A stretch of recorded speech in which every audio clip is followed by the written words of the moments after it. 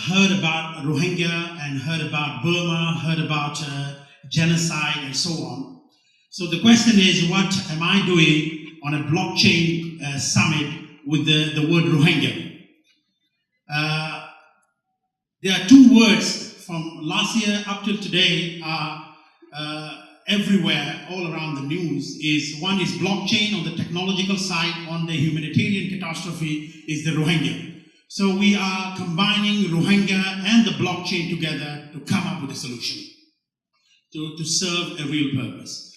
Before we go into it, I just would like to introduce who is Rohingya. Rohingya are the people, indigenous people, an ethnic minority of Burma in Arakan. Arakan is a state in Burma. And Rohingya has been persecuted for the last 70 years. And from 1982, they have been delisted as an ethnic minority and became one of the largest stateless population in the world, which is now facing on a multi-generational problem. A Rohingya cannot go to school, a Rohingya cannot go to hospital, a Rohingya cannot travel, a Rohingya and so on. Burma has managed to successfully carry them all out, push them all out of Burma, and today 80% of the Rohingya population live outside Burma. So Burma is not even willing to accept those Rohingya people who were born in Burma. Now there are third to fourth generation people now living outside Burma. There are fourth generation now, their great-father came out of Burma, now their children born in Bangladesh, their children born in Malaysia, in Thailand, and so on. So these are the problems which we talk about, and recently United Nations has came out with a report which is now is confirmed that the Rohingya is victim of genocide. There are about 1.3 million people now living in Bangladesh who are refugees. But unfortunately, not all Rohingyas are refugees, but all Rohingyas are stateless people. So what it means to be an stateless is not be able to be recognized anywhere, to go anywhere, to be part of anything, which any normal citizen take it for granted. We are talking about 3 million Rohingya now being displaced globally. It's a major catastrophe in the world that is a man-made catastrophe. And from out of these 3 million people, which is increasing day by day, 90% of them are undocumented. When I say undocumented, nobody has a birth certificate, anything to do with identity or so on, so that they are being excluded financially, economically, and many other services that any normal citizen take it for granted. Due to that identity, due to that nationality, due to that particular paper, piece of plastic, that Rohingya is now one of the poorest people on earth that lives on a handout, on a daily bag of rice every day. If a bag of rice is not given in the morning, they cannot feed their children at night. That's how it came to from a nation to become a minority. And of course, illiteracy, unfortunately, no Rohingya can say that we are even 1% of the entire Rohingya population is educated.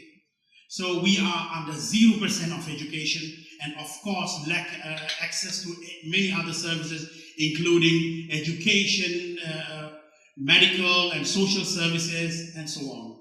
So these are basically the problems that we are facing. Just to give you how big this problem is, this is a global map. So basically we are globally displaced.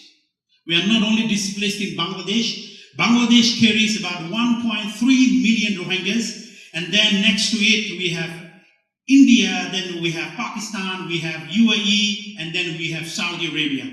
And then coming down to this side, we have about 5,000 people in Thailand, and here in Malaysia, this is the home to about 150,000 Rohingya who are undocumented, who are not economic migrant, but stateless people, struggling just to go to school, struggling just to get education and healthcare and so on. It's been just to go.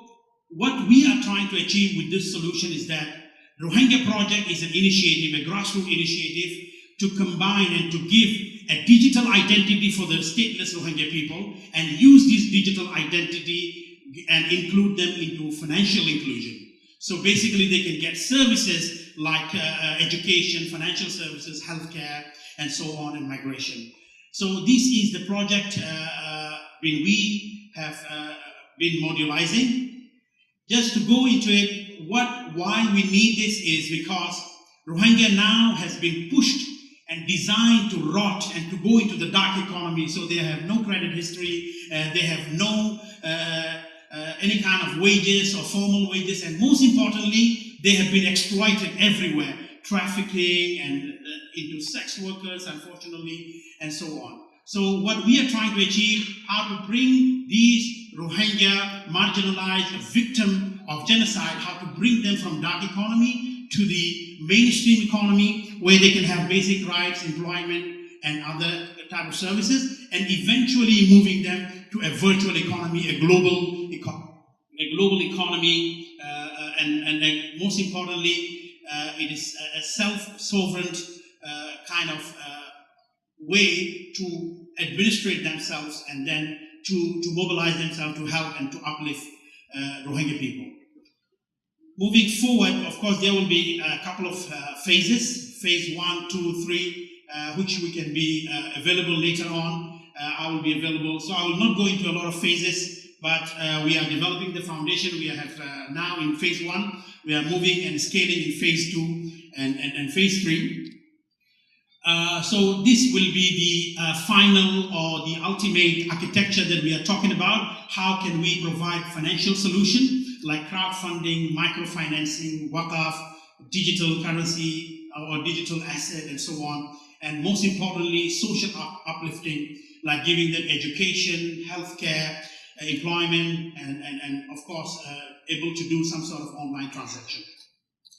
So, a lot of people ask us, how can we get involved? Of course, we have many ways. We need a strategic partner. We are here today is to present and to pitch this project, which is a very important project for the Rohingya people, where we are seeking a strategic partnership to develop the digital identity, to develop financial architecture on the blockchain and application, and at the same time, crowdfunding or funding of the whole project, and so on. So before I end, I think my time I would like to share my story. I was born in Middle East as a stateless person, and I'm a Rohingya. My parents have fled Burma in 70s, where they had to literally walk all the way from Bangladesh to India to Pakistan and so on, and all the way reaching the Middle East, where I was born. 20 years of my life, I have struggled so badly just to get education, just to get into any kind of services, or just to get on the bus, which was impossible. I have been dragged all over the world. I have been put into detention center for months. My body was rotten. I have suffered in my life so badly. And in a way, I have been working for the Rohingyas from the beginning, the day that I born my families. And what I have faced, I do not want any Rohingya to face this. That's why I have came out, and those who are fortunate enough within the Rohingya community would want to bring a solution to these marginalized people. We are like basically the sunset of this century. A Burmese community has killing us and torturing us. There are 18,000 women are raped. They have been pregnant with the military babies. People are tortured and captured and murdered and pushed away all around the world. And they are not only genociding within the border of Burma, but also genociding outside the border. People living in Malaysia, people living in Thailand have no education, have no identity, have no hope to go back. So everybody is condemning and everybody is trying to give sympathy, but we are trying to bring a solution here. So I want to welcome, and I want everyone to come and hand to hand join us to uplift this nation, to uplift this Rohingya marginalized people, and then using this technology. That is the motto which I have written here. And all this while, technology has helped comforting people, bringing solution on the table. But today, we are talking about how can we use technology to save humanity, which is if we do not use this, Rohingya in next 5 to 10 years either will be killed, or they will be murdered, will be slaved, or maybe, and then, as everybody tells, that silence on a genocide is a complicit. So I want to tell everyone from this stage that please help Rohingya. One day, all of you will be proud.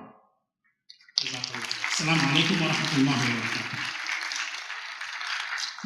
Huge respect for Brother Noor, and honestly, you can feel the passion from him.